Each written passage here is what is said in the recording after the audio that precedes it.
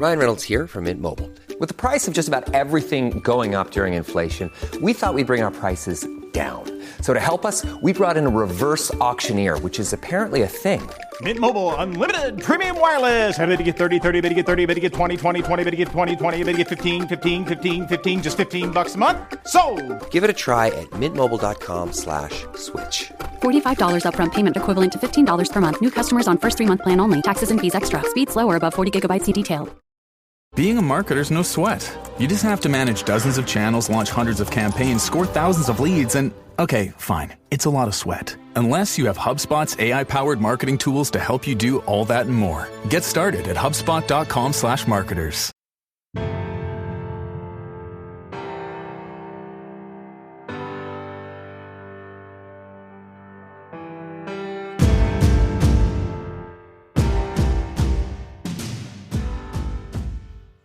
The National Coach of the Week presented by Modern Football Technology is Travis Dixon, the head coach of Hamilton High School in Arizona.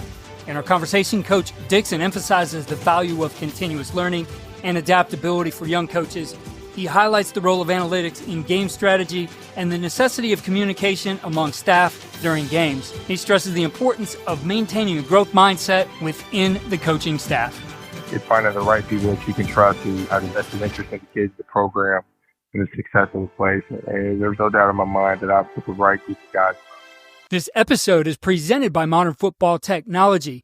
If you're making the playoff push, right now is the time you can add a tool like Modern Football Technology. It's out of the box ready and can help you make adjustments, as AJ Antonescu, offensive line coach at Lake Travis in Texas, explains in this next segment. I would recommend Modern Football Technology to any program at any level. One of the main reasons is if any program is interested in acquiring data, storing data, managing their data, Modern Football Technology can help them do that.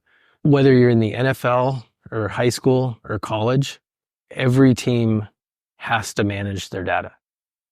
If you're serious about this playoff push and using analytics to help you win some games, be sure to contact Modern Football Technology. There's a link to book a demo in the show notes. With Uber Reserve, good things come to those who plan ahead. Family vacay? Reserve your ride as soon as you book your flights. To all the planners, now you can reserve your Uber ride up to 90 days in advance. See Uber app for details.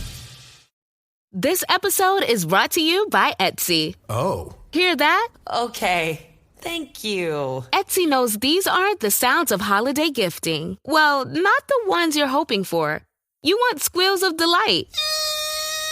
Happy tears. How did you? And spontaneously written songs of joy. I am so happy. Oh yeah, oh yeah, oh yeah.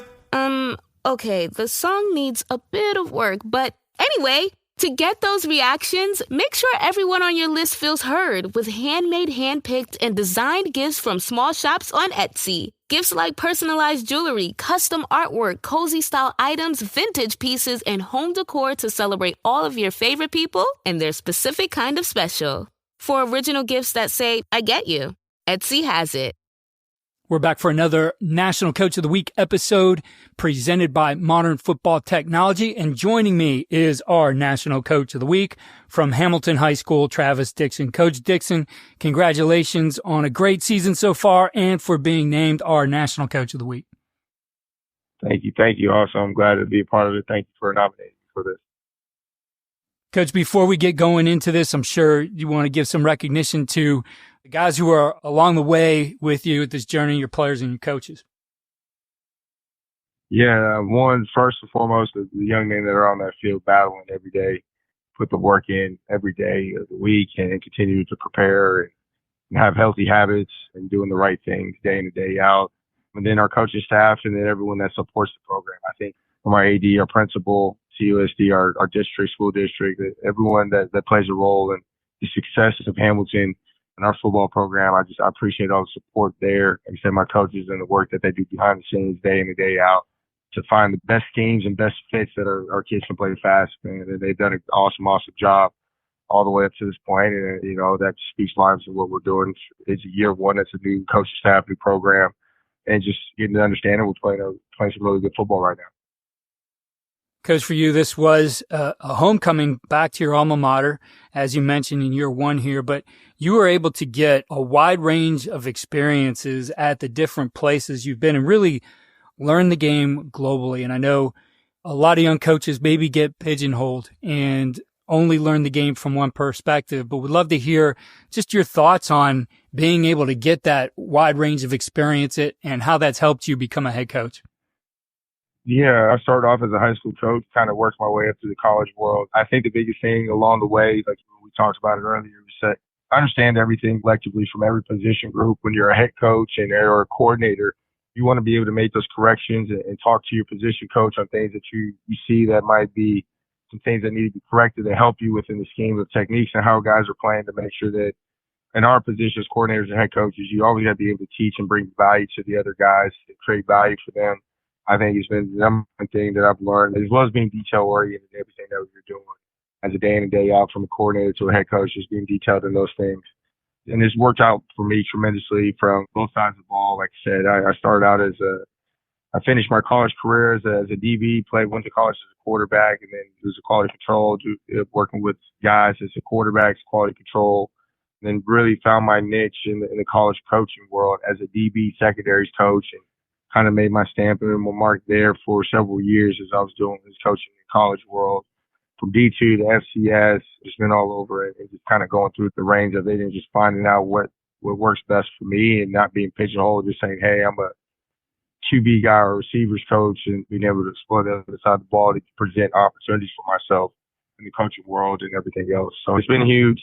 I've enjoyed my process through the coaching circle and everything else. And everyone's processes are different. Everyone's maps are different. There's not a blueprint to it.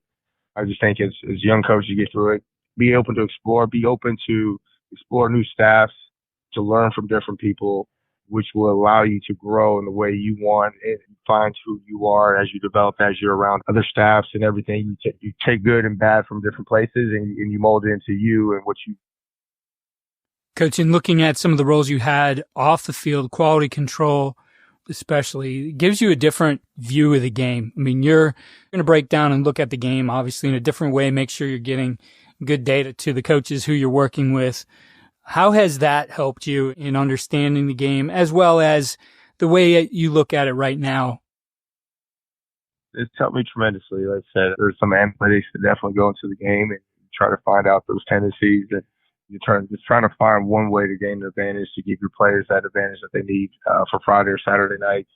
It's helped me tremendously. Like I said, it's being detailed in it, understanding where you can exploit different things and how people see that, how they would see it in their world. Like I said, being on both sides of the ball, you can see how offense are looking at it or the offensive perspective. And as you know, as a defensive coach, I'm never afraid, even as a head coach, to go to the offensive coach. Is like, hey, tell me this. What if these things give me problems? Like, I think you guys should incorporate this within the game plans. So you give us problems as a defensive guy. Hey, these are the things I'm looking to explore. What would this give you fits on this? Would these give you any issues or cause problems for you on what you guys do? How do you foresee this? And kind of bouncing back and forth, different ideas, but just like I said, just breaking the game down to the smallest bits possible to give our to find an advantage for Friday nights. Whether you're ordering wings for the game, whipping up a 7-layer dip, or ordering pizza, there's something about football that makes you want to eat. And this football season, Uber Eats has the best deals on game day food. No matter what you're craving, from 2-for-1 pizza to buy one, get one wings, Uber Eats will be dropping new deals each week, all season long. Uber Eats, official on-demand delivery partner of the NFL. Order now. Terms and conditions apply. See app for details. So as a head coach and defensive coach, what do you do to, I guess, over the course of a game to manage the game? There's obviously a lot of decisions that have to be made. You're working on maybe getting some adjustments between series, yet at the same time, understanding, hey, are we in a situation we're going to go for it on fourth? Where are we on the field? How do you handle all those kinds of things? Yeah, I think communication is the number one thing you guys do a great job with within your staff. When you talk about certain things, obviously game management is huge. Continuously understanding situations with our coaches, with, hey, I'm going to talk to our defensive coach. How do we feel right now? I think our defense is playing well. We're kind of getting close to the red zone. I'm gonna tell the OC he has his 4-down territory for him. So be ready to go to play defense. Are you good with that? Making sure that he feels comfortable enough that, hey, if we decide to go, if we're in a 4-down territory, that, hey, he has a plan to set, ready to go, and has a plan to get our defense ready to take the field. If a sudden change did happen. We talk about any 2-minute situations. I always talk to the OC, like, hey, before we take the field on defense, hey, we have so many timeouts. I'm going to try to leave you this amount. So have your plan ready to go, knowing these things. And these are things that we talk about and work on throughout the course of the week to make sure that we do situational football every day. That's the biggest thing that we always work on as a program. And you do have some good people in your program who I'm sure you can trust to do their jobs. Definitely some people who I recognize and I talk to, but tell us a little bit about your staff and how important it has been to bring the right group of guys together. It's been huge. I start with the coordinators. Parker Barrett's been awesome. The guy who's been on the staff, the previous staff, and just continuously to us work together. He's evolved and adapted to things that I'm looking for with accommodation to things that he likes to do. We've been able to piece that together, and it's been tremendous. And then as I look at my offense coordinator, Noel Mazzoni, he's done a tremendous job putting a game plan together that not just our players enjoy, but it works well for who we are personally, right? As coaches and coordinators, we always have what we like to do, but what works best for our players. So we got to adapt our schemes and everything to the players that we have in the program and what they can excel and do well at.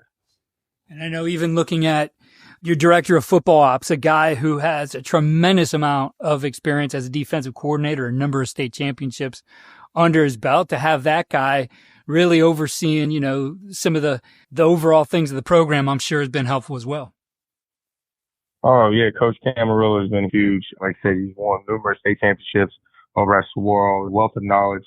He's been such an asset to me and the things that, hey, this is how we've kind of done it, showed me different perspectives and everything else. And he's been amazing for me as we've kind of grown our relationship over the last 6 months, and it's been awesome. And I think that's the toughest part, is finding the right people that you can trust who have the vested interest in the kids, the program, and the success of the place. And there's no doubt in my mind that I've put the right group of guys around the kids. It has to be nice, too, to have that level of experience on your staff. I've always said, the last thing you want as a head coach is to be the most experienced and smartest guy in the room. You have an opportunity to grow and develop as you learn from these guys as well. Oh, no, definitely. And I think there's always room for growth, right? I think always have a growth mindset. I think that's the biggest separating factors, is the ability to grow and adjust and adapt. And people that are challenging you. When I say challenge you, get outside your comfort zone and see these things a certain way. We all understand what's the success. We know those things. But there's some little tweaks that we can make to the successes that we've had. They don't have to be wholesale changes, but just little tweaks here and there that continue to make your program, your machine run as strong as and produce the volume that you would love for it to do. Coach, I appreciate you taking the time here during the season. I know you guys are still in the regular season here, winding things down and then getting into the playoffs. So again, congratulations on being named our National Coach of the Week, and best of luck to you and the Huskies the rest of the way. Hey, I appreciate it. Thank you so much. Thank you for having me on.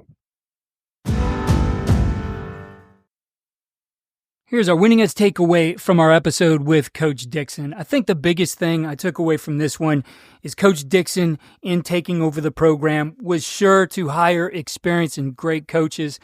He mentioned some of them by name. Noel Mazzoni, obviously, been on the podcast several times, did a series with us in season a few years ago, has had NFL experience, major college football experience, and obviously bringing a lot to the program. And then Jim Camarillo, another one who I've talked to quite a bit. We've done some clinics with him. He's a defensive coordinator at Saguaro High School, now the director of football operations, and obviously he highlighted other members of his staff as well. And I think that's something you need to look at, as some of you I know will be getting ready to maybe take on your first head coaching job, that putting together that staff that has experience.